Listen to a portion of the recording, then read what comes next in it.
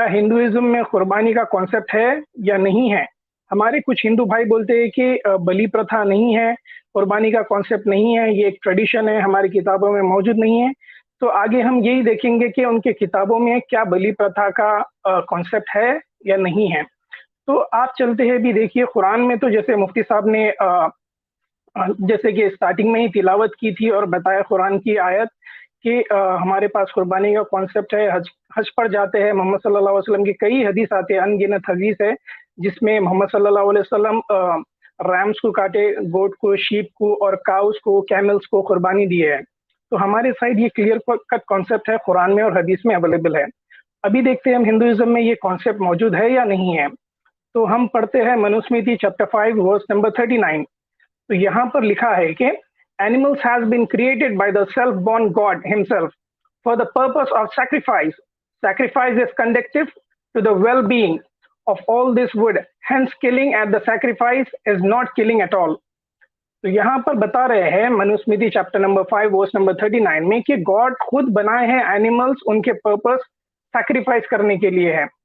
और जब आप सैक्रिफाइस करते हैं तो वो किलिंग में शुमार नहीं होता है और आपके ऊपर कोई सिन लागू नहीं होता है, क्योंकि एनिमल्स खुद सैक्रिफाइस के लिए बनाया गया है सेल्फ बॉर्न क्रिएटर के थ्रू।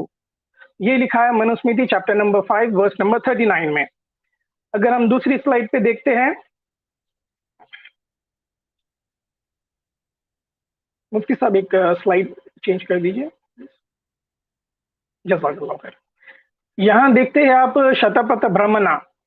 शतपथ ब्रह्मणा भी एक इनकी किताब है, मुकद्दस किताब में से एक आती है। इसमें खंड 4 अध्याय 5 ब्राह्मणा 1 वर्स नंबर 5 to 6 में लिखा गया है, thereupon he slaughtered a barren Ambudya cow for Mitra and Varuna, and this indeed is performed as a different sacrifice, and that is an animal offering for the form of end of sacrifice. तो यहाँ पर clear cut लिखा गया है कि बैरन काऊ sacrifice किया गया है एक पूजा में। तो बैरन काऊ वो होती है जो गाय दूध देना बंद कर देती है, जो उम्र हो जाती है और उसको दूध नहीं आता है, वो गायों को सैक्रिफाइस कर सकते हैं, शतपथ ब्राह्मणा में लिखा है। अभी हमारे कुछ सनातनी भाइयों को लगता है कि कोई भी गाय सैक्रिफाइस नहीं कर सकते हैं। अगर आप देखे गए तो बफेलो, बुल, काउ ये एक ही कैटेगरी में आती है according to science, according to science department. अगर आप स्पेसिफिक काउ के बारे में जानना चाह रहे हैं तो यहाँ पर बैरन काउस जो बच्चा नहीं दे सकती है, जिसकी उम्र हो चुकी है, जो दूध नहीं देती है, बूढ़ी हो चुकी है, वैसे गायों को स्लॉटर कर सकते हैं। यहाँ पर स्पेसिफिक काउ के बारे में बताया गया है, बैरन काउस, COW। तो आगे हम नेक्स्ट स्लाइड में देखते हैं कि ये है Rigveda book number 10 chapter number 91 verse number 10 to 15। यहाँ पर भी सैक्रिफाइस के बारे में लिखा गया है, he is whom he in the whom horses and the bulls and the oxes and the barren cows and rams were duly set apart and offered up as a sacrifice। तो यहाँ पर किस्म किस्म के सैक्रिफाइस बताया गया है, horse की सैक्रिफाइस, बुल, ऑक्स, बैरन काउस वंस अगेन। तो ये ऋग्वेदा जो है, जैसे हम शतपथ ब्राह्मणा पहले पढ़े थे, वो एक किताब है जो ऋग्वेदा एक वेद की कमेंट्री के ऊपर लिखी गई है, वो शतपथ ब्राह्मणा। तो ये अभी ऋग्वेद में हम देख रहे हैं कि यहाँ पर भी सैक्रिफाइस के बारे में बताया जा रहा है, हॉर्सेस की सैक्रिफाइस, बुल्स की सैक्रिफाइस, ऑक्सन, बैरन काउस, रैम्स, इनकी सैक्रिफाइस होती है, ऋग्वेदा में क्लियर कट लिखा हुआ है। आगे हम स्लाइड और जाते हैं तो हम ऋग्वेदा में आता है यहाँ पर भी book number 1 chapter number 163 verse number 9 to 15। यहाँ पर हॉर्स सैक्रिफाइस के बारे में बताया जा रहा है, they who observing that the horse is ready call out to say the smell is good, remove it, all craving meat avoid and distribution, may this approving health promotes labor। तो यहाँ पर मीट की craving हो रही है और distribute भी करा जा रहा है, हॉर्स की सैक्रिफाइस के बाद उसके अलग अलग पार्ट्स को डिस्ट्रीब्यूट किया जा रहा है। तो ये ऋग्वेदा में भी लिखा हुआ है, सैक्रिफाइस के बारे में है। आगे की हम और स्लाइड देखते हैं, Devi Bhagavatam book number 3 chapter number 26 verse number 28 to 34 में यहाँ पर लिखा है, those who eat meat can sacrifice animals and killing of animals in a sacrifice is considered as not killing। तो यही सेम वर्स हम मनुस्मृति में पहला जो पढ़े थे वो भी सेम बोलता है, और देवी भागवतम में भी ये सेम वर्स यहीं पर मेंशन है। Those who eat meat they can not sacrifice animals in this worship of the devas, and for the purpose of the goat and the wild boar are the best. तो यहाँ पर wild goats and the wild boars, यहाँ पर सुअर की भी sacrifice के बारे में बताया जा रहा है। ये Devi Bhagavatam book number 3 chapter number 26 verse number 28 to 34 इसमें लिखा है। अगर हम नेक्स्ट स्लाइड जाते हैं तो ये तो थोड़ा सा पढ़ लीजिए, ये जो यहाँ आपने हाईलाइट किया है, it has been decided that the killing of the animals in the sacrifice is considered as non-killing. अगर आप सैक्रिफाइस में अगर भेड़ को, बकरी को या फिर सुअर को अगर सैक्रिफाइस करते हैं तो वो नॉन किलिंग में शुमार होता है और आपके ऊपर कोई सिन अकर नहीं होता है। जी अच्छा, मैं एक चीज ऐड करना चाहूंगा और वो ये है कि ये जो स्लाइड्स पेश की जा रही हैं, हम हिंदुइज्म को क्रिटिसाइज नहीं कर रहे हैं। उसकी वजह ये कि हम ये एस्टेब्लिश कर चुके हैं कि एनिमल सैक्रिफाइस जो है वो इंसानियत का हिस्सा रही है शुरू से। कुर्बानी हर मजहब में रही है, जब हर मजहब में रही है तो हिंदुइज्म में भी यकीनन रही होगी। क्रिटिसाइज ये है, इस चीज को करना है कि आप अपने मजहब पर अमल क्यों नहीं करते हैं। यानी अगर आप अपने मजहब पर अमल कर रहे होते तो हमें कोई मसला नहीं था। आपके यहाँ काउ स्लॉटर भी है, हर तरह के सारे हवाले आ गए हैं। तो चूंकि आप अपने मजहब पर अमल नहीं कर रहे हैं, इसलिए हमने आज की स्ट्रीम का जो उन्वान रखा था वो ये था कि व्हाट डज हिंदुइज्म हाइड। आप कुछ छुपा रहे हैं, तो जो छुपा रहे हैं वो हम सामने लेकर आ रहे हैं। तो अच्छा, मैं अभी आपको एक वीडियो भी दिखाऊंगा, इंशाल्लाह उससे भी पता चल जाएगा कि इस वक्त जो हिंदू लीडर्स हैं वो क्या सोच रहे हैं। तो चलें सैम, आप आगे बढ़ें। वाल्मीकि रामायण जी वाल्मीकि रामायण ये तो एक बहुत खास एक कॉमन बुक है जो सारे हिंदूज के करीब नजदीक ये पवित्र है और सबके घर में अवेलेबल रहती है, सब मानते हैं वाल्मीकि रामायण में। Valmiki Ramayana book number 1 chapter number 49 verse number 7, इसमें लिखा गया है, it is customary to offer an uncastrated in the sacrifice to please gods and departed soul. From now the mens can enjoy even the castrated rams, sheeps, if offered by humans on the earth, and in turn the males shall offer the plentiful benefits of undiminished value of those offers, namely humans. तो ये इसकी मैं थोड़ी background history अगर चाहे तो मैं दे सकता हूँ मुफ्ती साहब। ये क्यों असल में हुआ, क्योंकि जैसे कि हमने पहले आपकी स्ट्रीम में मैंने बताया था कि इंद्रा और अहिल्या के साथ जो हुआ था, उसके बाद इंद्रा को श्राप मिला था सेजे से, अहिल्या के वाइफ हस्बैंड से, तो उनके टेस्टिकल्स गिर गए थे। तो बाद में उनको ये रैम के टेस्टिकल्स से रिप्लेस किया गया था, तो उनको रैम के टेस्टिकल्स लगा दिए गए थे। उसी वजह से ये प्रथा जारी है कि जो बिना टेस्टिकल्स के रैम रहते, जो शीप रहते, गोट्स रहते, उनकी सैक्रिफाइस भी परमिसेबल है। ओके, ऑलराइट, जी ठीक है। तो आगे और बढ़ते हैं, Manusmriti chapter number 5 verse number 39। तो यहाँ पर वही है कि animals has been created by the self born god himself for the purpose of the sacrifice. Sacrifice is conductive to the well being of all this world, hence killing at the sacrifice is no killing at all. The same verse is again repeated. जी तो यहाँ पर अभी आता है विष्णु पुराना, तो यानी वेदास से लेकर, रामायण से लेकर, पुराना से लेकर, उपनिषद, हर जगह मौजूद है ये। अच्छा, एक चीज ये है कि हमारे यहाँ यानी इस्लाम में एक कॉन्सेप्ट है जिसको हम कहते हैं एब्रोगेशन, यानी नस्ख उसको बोलते हैं। और उस कॉन्सेप्ट का मतलब ये होता है कि अगर कोई हुक्म आया कुरान में या हदीस में, तो कुरान और हदीस में ही उसको एब्रोगेट किया जा सकता है। तो वो किसी हिकमत वक्ती जरूरत की वजह से आया, उसके बाद उसको एब्रोगेट कर दिया गया। लेकिन एब्रोगेशन करने के लिए एक अथॉरिटी होनी चाहिए, मसलन वो अथॉरिटी अल्लाह है या वो अथॉरिटी रसूलुल्लाह सल्लल्लाहु अलैहि वसल्लम है। लेकिन अल्टीमेट अथॉरिटी अल्लाह ही हुक्म देता है रसूलुल्लाह सल्लल्लाहु अलैहि वसल्लम को कि आप इसको एब्रोगेट कर दें, तो वो एब्रोगेट कर देते हैं। रसूलुल्लाह सल्लल्लाहु अलैहि वसल्लम की वफात के बाद जो एब्रोगेशन है अब वो पॉसिबल नहीं है मुसलमानों में। यानी कोई भी मुसलमान, चाहे वो दुनिया का सबसे बड़ा स्कॉलर हो या सारे दुनिया के बड़े बड़े स्कॉलर्स एक ग्रुप बना लें और वो सब इस बात के ऊपर एग्री कर लें कि हम ये वाला जो हुक्म कुरान में है या ये वाला जो हुक्म हदीस में है ना, इसको हम एब्रोगेट करते हैं, ये मुमकिन नहीं है, ये उनको अथॉरिटी नहीं है। ऐसे लोग जैसे ही एब्रोगेशन की बात करेंगे तो फौरी तौर पर मुसलमान खुद ही उनके खिलाफ हो जाएंगे और उनकी जो स्कॉलरशिप है वो उसको चैलेंज किया जाएगा।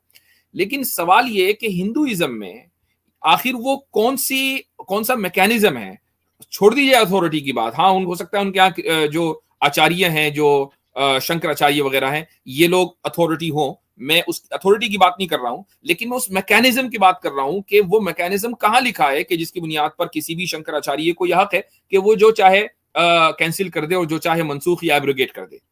जी, यानी ये तो खुदा के या ऊपर वाले के हुक्म के साथ मजाक हुआ। जी बिल्कुल मुफ्ती साहब, बिल्कुल। मैं इसके बारे में आपको लास्ट में थोड़ा एक्सप्लेन करूंगा मुफ्ती साहब, ये किस तरह से जो शंकराचार्य है, आज के गुरुज हैं, जो ये एब्रोगेट करना चाह रहे हैं वर्सेस को, मैं इंशाल्लाह ये स्लाइड्स के बाद में आपको थोड़ा एक्सप्लेन करूंगा इंशाल्लाह। ठीक है। ये विष्णु पुराण, अब यहाँ पर आते हैं विष्णु पुराण बुक नंबर 3 चैप्टर नंबर 16। तो चैप्टर नंबर 16 में खुद उसका हेडिंग है, चैप्टर का नाम खुद है, things proper to be offered as food to deceased ancestors. तो ये जो मर गए हैं उनके लिए पूजा पाठ किया जाता है मीट के जरिए, यानी उनकी रूह को सवाब पहुंचाने के लिए, सवाब पहुंचाने के लिए। ये चैप्टर का नाम ही वही है। तो यहाँ पर बताते हैं कि एक चीज बताइए, जो डिसीज्ड एंसेस्टर्स हैं तो वो तो इनके अकीदे के मुताबिक दोबारा पैदा वैदा हो गए होंगे किसी शक्ल में, यानी रेइनकार्नेशन भी तो होता है। तो मैं मतलब ये एक सवाल जहन में आया अभी कि मान लीजिए कि डिसीज कोई एंसेस्टर है, वो दोबारा पैदा हो गया जानवर की शक्ल में, हो सकता है, वो खुद कहते हैं कि जानवर की शक्ल में भी होता है अपने कर्म के बुनियाद पर। तो मान लीजिए वो जानवर की शक्ल में पैदा हो गया और इत्तेफाक से उसी जानवर की शक्ल में पैदा हो गया जिसको आप ऑफर कर रहे हैं डिसीज एंसेस्टर के लिए, फिर क्या होगा?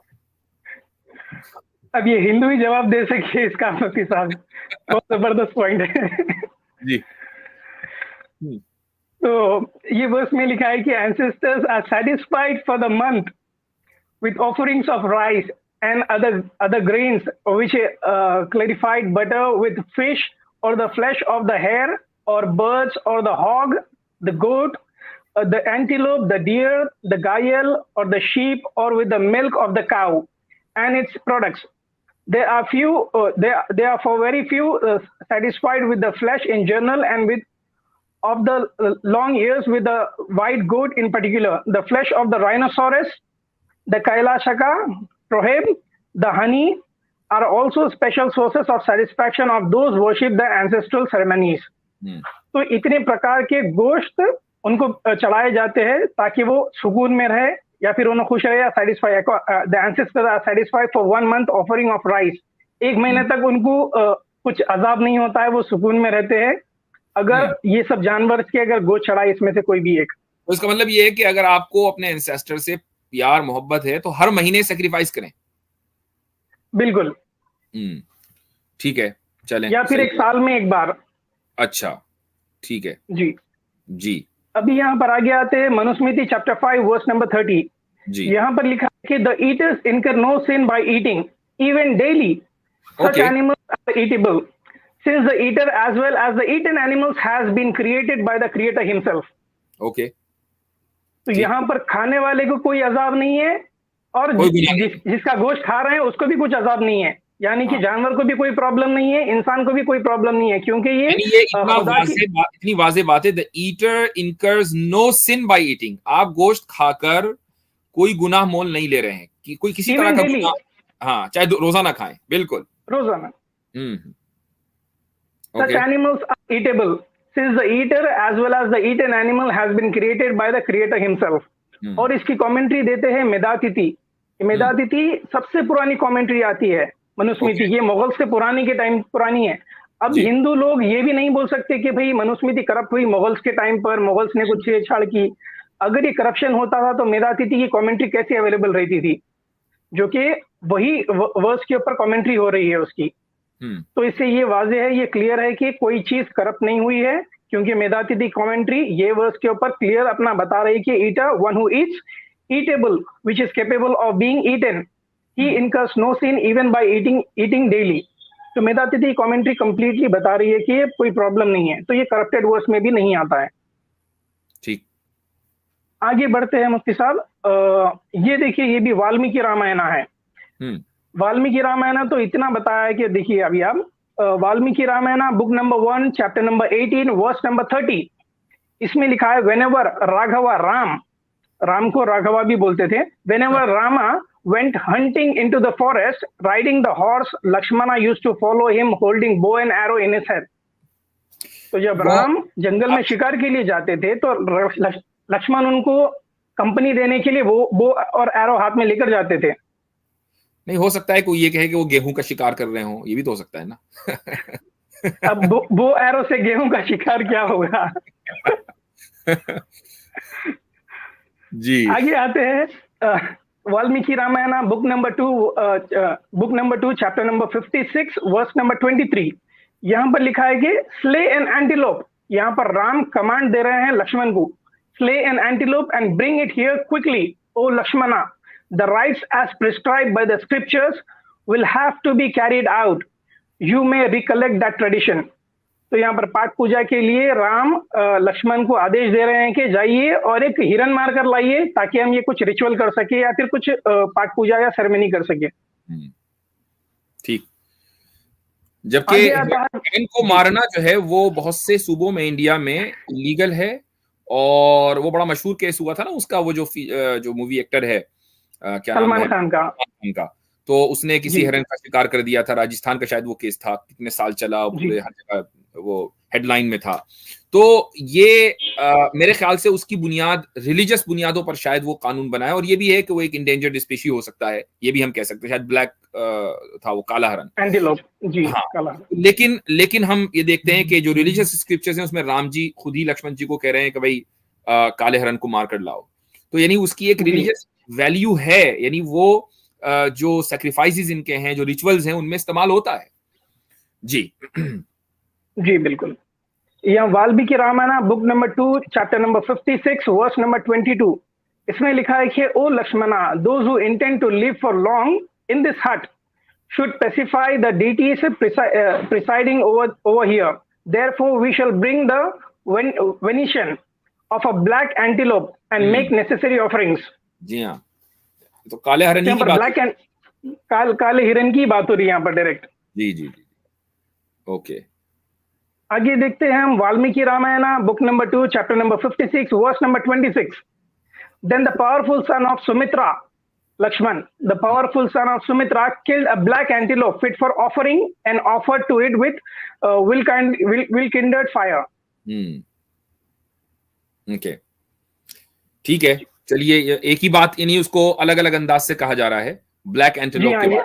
जी हाँ, तो यानी वाल्मीकि रामायण है, उसमें जगह जगह, एक जगह नहीं, मुख्तलिफ वर्सेस में ब्लैक एंटीलोप को मारने की बात कही गई है, उसको सैक्रिफाइस करने की बात कही गई है। हमें कोई प्रॉब्लम नहीं है, आपको प्रॉब्लम है सैम से? मुझे तो नहीं है। बिल्कुल नहीं है। ठीक है, तो भाई हमें तो बहुत अच्छा लग रहा है कि आपके यहाँ, यानी हिंदुओं के यहाँ एक रिवाज रहा है कि जिसमें काले और दूसरे काले हरन या दूसरे जानवरों को मारा जाता था, खाया जाता था। तो भाई ऐसा ही होना चाहिए कि लोगों के फ्रिज खोलकर ये न चेक किया जाए कि गोश्त किस चीज का है, उनको आजाद छोड़ा जाए कि जो एक इंसानी नेचर और ह्यूमन सिविलाइजेशन शुरू से जिस चीज को गिजा के तौर पर समझती आ रही है, तो इंसानों को इख्तियार होना चाहिए कि वो जिस चीज को चाहे खाएं, इल्ला ये कि मसलन हुकूमत ये कहे कि भाई एक इंडेंजर्ड स्पीशी है, आप इसको नहीं मार सकते, ओके वी रिस्पेक्ट दैट, तो अब उसको नहीं मारना चाहिए, जो कि वो कानून बन गया, और उस कानून के पीछे एक लॉजिक है कि अगर उसको सब यानी उसका शिकार होगा तो वो स्पीशी खत्म हो जाएगी। और बहुत से ऐसे जानवर हैं जो इंसान के लिए बेइंतहा जरूरी हैं, जो इस पूरे जो हमारा समझ लें कि साइकिल है, यानी उसका क्रॉप्स का, या इसी तरीके से जो पूरा इन्वायरमेंट है उसके लिए बहुत से जानवर बहुत जरूरी हैं। तो बाज़ मर्तबा कुछ जानवरों के बारे में ये ऐलान कर दिया जाता है हुकूमत की तरफ से, आप इसको नहीं मार सकते, तो that's okay, we respect that. लेकिन ये है कि आप बीफ के ऊपर या गोश्तखोरी के ऊपर पाबंदी लगा दें और ये कहें कि जी मुसलमान क्रूल हैं, तो ये तो नाइंसाफी की बात है। इसका मतलब ये है कि आपकी अपने जो रिलीजियस स्क्रिप्चर्स हैं उनके ऊपर कोई नजर नहीं है। जी बिल्कुल मुफ्ती साहब, और यहाँ पर मैं अभी एक पॉइंट ऐड करना चाहता हूँ आपकी बात में कि India is the 4th largest beef exporter in the world under Modi government. जी हाँ, बिल्कुल सही, बिल्कुल सही। तो ये बीफ एक्सपोर्टर मेट्रिक टन से होता है रेगुलर डेली बेसिस पर, और इसमें बुल कटे जाते हैं, बफेलो कटे जाते हैं, और बैरन काउस जो गाय दूध देना बंद कर देती, जी हाँ, जो बूढ़ी गाय रहती है, क्योंकि मोदी जी खुद बताए हैं उनके एक इंटरव्यू में कि जो बूढ़ी गाय होती है इनको भी भेजा जाता है स्लॉटर हाउस में। और मेरे कुछ जैन मित्र, ये मोदी के अल्फाज है कि मेरे खुद जैन मित्र हैं जो स्लॉटर हाउस चलाते हैं, ओके, ये ऑन एयर बोले हैं।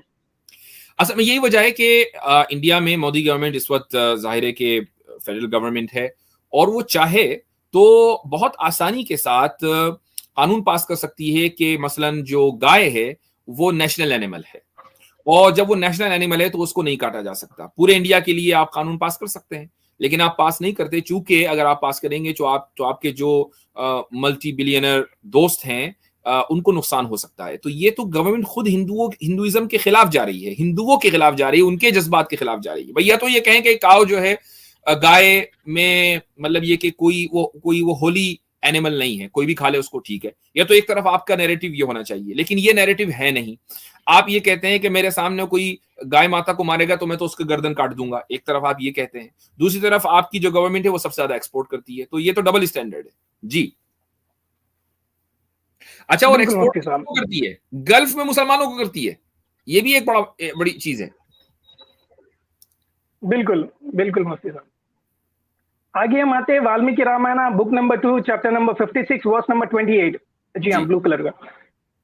This black antelope with all its length is well cooked, O divine Shri, you may make the offerings to Vastu Deva in which you can proficient. तो यहाँ पर ब्लैक एंटीलोप को अच्छा पकाइए और ऑफरिंग करिए कोई गॉड को। यहाँ पर इस वर्ष में बताया जाता है वाल्मीकि रामायण ऊपर थोड़ा ऊपर मुफ्ती साहब। एक लड़िए एंटीलॉप की बात हो रही है, तो एंटीलॉप के बारे में तो इन्हीं वाल्मीकि रामायण से तो इतनी ज्यादा हवाले आ गए हैं, और आप चैलेंज कर रहे हैं कि डेयर टू डिस्प्रूव, कि इसको चैलेंज है सब लोगों को कि इसको डिस्प्रूव करके दिखाएं। ये आपकी किताबों में लिखा हुआ है। तो एंटीलॉप से हम आगे बढ़ें, वैसे भी मुंह में पानी आता रहेगा, एंटीलॉप की बात करेंगे और मिलने का है नहीं, तो तो आगे चलते हैं जी। जी, ये भी स्लाइड वाल्मीकि रामायण की, आप थोड़ा स्क्रॉल कर दीजिए। जी हाँ, मनुस्मृति जी यहाँ पर आते हैं Manusmriti chapter number 5 verse number 32 जी। इसमें लिखा है having brought it or having obtained it himself or having it presented by others, if one eats meat after having worshipped the gods and the pitras, he does not incur sin. तो कोई आपको gift दे, कोई आपको ला कर दे, कहीं से आप पाठ पूजा का कुछ मिल गया, आपको मीट खा रहे हैं गॉड्स को वर्शिप करे बाद, तो आपके ऊपर कोई तरह का सिन इनकर नहीं होता है। ठीक, अच्छा, ये तो बिरयानी की माशाल्लाह आपने पूरे फोटो दिखा रहे हैं जी। तो यहाँ पर भी वही है, chapter number 5 verse number 30, the eaters incur no sin by eating even daily, such animals are eatable since the eater and the eaten animals has been created by the creator himself. चलें, तो जो चीज repeat हो रही है उसको बताने की जरूरत नहीं, उसमें टाइम जाया होता है, वो चीज आ चुकी है ऑलरेडी जी बिल्कुल। Manusmriti chapter number 5 verse number 16 यहाँ पर लिखा है कि the pathina and the rohita are fit to be eaten when used as offering to gods or pitras and rajiva। तो यहाँ पर ये पित्रा, पथीना और रोहिता एक फिश के नेम है, जो एक ब्रीड है फिश की। ये दो फिश है, इसको आप ऑफरिंग दे सकते हैं गॉड्स के लिए और इसको खा भी सकते हैं। ठीक जी। नेक्स्ट वर्स आती है Manusmriti chapter number 5 verse number 32, having brought it और हैविंग ऑब्टेन। ये भी एक नेक्स्ट कर दीजिए मुफ्ती साहब। अच्छा, ये क्या है? If a Brahmin eats meat after worshipping gods then it is not a sin. ब्राह्मण खाए तो गुनाह नहीं, नो टेंशन। वर्शिप करके जी, अगर वर्शिप करते हैं, पाठ पूजा करके ऑफरिंग करते हैं गॉड को और खाते हैं तो कोई प्रॉब्लम नहीं है, ब्राह्मण को या कोई भी कास्ट के आदमी को। अच्छा, देखिए इसमें ब्राह्मण की बात है ना, तो ऐसा लग रहा है कि दलित खाए तो मसला है, ब्राह्मण ना खा ले, बस ब्राह्मण खा ले, दलित ना खाए जी। यहाँ पर आते हैं Manusmriti chapter number 5 verse number 41 to 42। इसमें लिखा है कि eight the madhuparka offering at sacrifices and at the rites in honour of the pitaras, at these alone should animals be killed and nowhere else, thus has Manu declared the twice born person. Twice born मतलब ब्राह्मण के बारे में बात हो रही है। The twice born person knowing the real import of the Vedas, killing animals and these occasions carried himself and the animals to the most excellent state। तो ये इसमें जो मेन लफ्ज है वो है कि thus has Manu declared, Manu ने ये फैसला कर दिया है जी, यानी जानवरों को मारने का फैसला मनु की तरफ से आ चुका।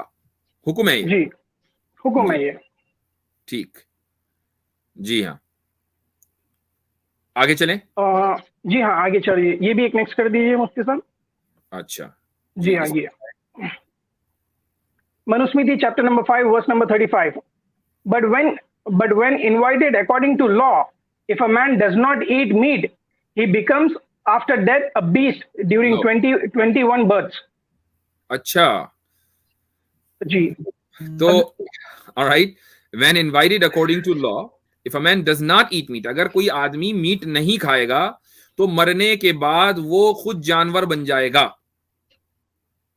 जी, ड्यूरिंग 21 बर्थ, 21 बर्थ लिया तो भी वो जानवर ही रहेगा, अगर मीट नहीं खाता तो जानवर रहेगा। और उसके जो उसकी जो औलाद है वो हर बर्थ में उसको ज़िबा करेगी, एंसेस्टर की रूह को सुकून पहुंचाने के लिए। उनको ये पता नहीं होगा कि ये हमारे अब्बा जान ही हैं। जी, बिल्कुल हो सकता है, ये हो सकता है। नहीं पॉसिबल है ना भाई। मैं ये ऑब्जेक्शन है मुझे, जो हिंदू स्कॉलर्स हैं वो इसको क्लियर करके बताएं कि नहीं ऐसा नहीं हो सकता।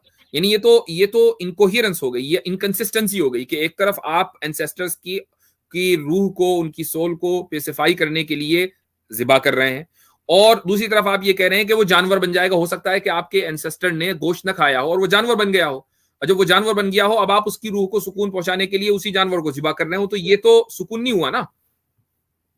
ये ऑब्जेक्शन है, इसका जवाब जो है वो हिंदू हजरात दें। जी हाँ, जी बिल्कुल। यहाँ पर आते हैं Brahma Purana chapter number 45 verse number 34 to 40।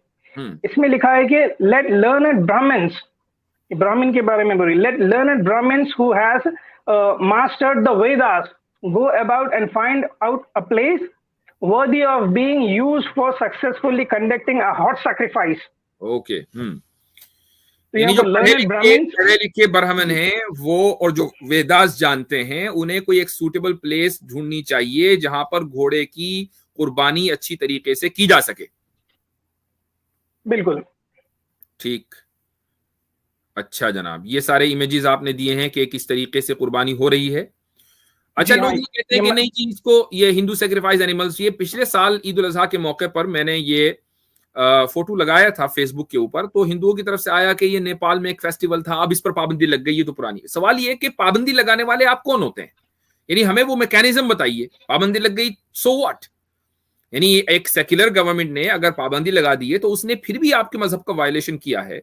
हिंदुओं की तरफ से ये बहुत कॉमन कि हमने तो रिफॉर्म कर लिया। भाई आपने रिफॉर्म किया है तो आप उन किताबों को खत्म कर दें। ये रिफॉर्म कैसा हुआ, और आपको अथॉरिटी किस बात की है कि आप रिफॉर्म कर सकें? एक आम आदमी कोई अथॉरिटी नहीं है। ये तो आप ये कहें कि भाई हम लिबरल हैं, फिर हम हिंदू नहीं है, हम सबके सब एथीस्ट हैं, आप ये कहें। एक तरफ आप ये कहते हैं कि हम ट्रेडिशनलिस्ट हैं, कि हम अपने मजहब के ऊपर अमल करेंगे, दूसरी तरफ जो लिबरलिज्म की जो सारा नैरेटिव वो आप कबूल करके बैठे हुए हैं। जी बिल्कुल मुफ्ती साहब जी।